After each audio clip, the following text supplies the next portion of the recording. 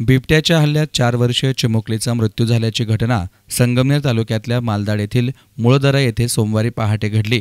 अश्विनी सीताराम कडाळे वय वर्ष 4 असं या मृत झालेल्या चिमुरडीचं नाव आहे। मयत अश्विनीचे वडील सीताराम कडाळे हे मालदाड गावी माधव दत्तू नवले यांच्याकडे वाट्यानं शेती करतात।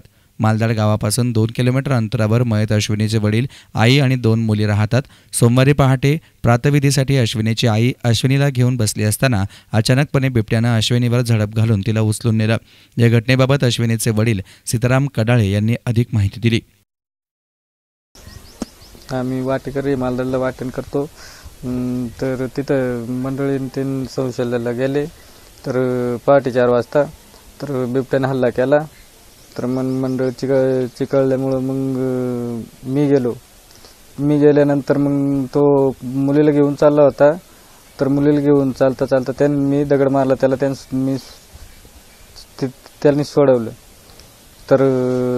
तर मग तो परत डेअरिंग करायला लागला। मी परत एक दगड मारला तेव्हा तो पळाला तर मग लगेच आम्ही मुलीला घेतलं गाडीवर। अश्विनीला ठार केल्याची घटना मालदाड गावामध्ये समजताच गावकऱ्यांनी घटनास्थळी धाव घेऊन अश्विनीला उपचारासाठी संगमनेर येथे आणलं। मात्र त्यापूर्वीच अश्विनीचा मृत्यू झाल्याचं डॉक्टरांनी सांगितलं। घटनेची माहिती आमदार बाळासाहेब थोरात यांना समजताच त्यांनी तातडीनं वन विभागाशी संपर्क साधून या बिबट्याला तातडीनं जेरबंद करण्याच्या सूचना केल्या। उपविभागीय वनाधिकारी मच्छिंद्र गायकर यांनीही घटनास्थळी भेट देऊन घटनेचा पंचनामा करण्याचे आदेश वन विभागाच्या कर्मचाऱ्यांना दिले। मालदाड गावामध्ये 5 ते 6 बिबट्यांचा वावर असल्याची माहिती गावचे ग्रामस्थ मच्छिंद्र नवले यांनी दिली आहे।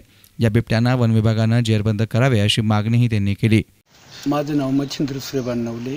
माझ्या वस्तीहून फक्त 1 किलोमीटर राहतात। गरीब माणसंही गेली 10-12 वर्षापासून ती शेती वाट्यानं करतात। अख्खा जंगल आहे तिथं आणि वन खातं आहे। तर माझी एवढीच विनंती शासनाला, अधिकाऱ्यांना याचा पाण्याचा रानात बंदोबस्त करावा आणि गुरकुले पाटील असतील, जेडगुले असतील, जे बिचारे असतील, यांची मुलं बारकाले 3री 4थी 5वीला ही पायी जातात, सायकली जातात आणि वाघच नाही तर मादीने 2 पिल्लं आहे, जवळजवळ 4-5 वाघ आहे तिथं आणि ही तकलीफ 1-2 महिन्यापासून साहेब चालू आहे। याचं थोडं दुर्लक्ष आहे, तरी दुर्लक्ष करू नये, इथून पुढं त्याचा बंदोबस्त करावा अशी मी तुम्हाला विनंती करतो।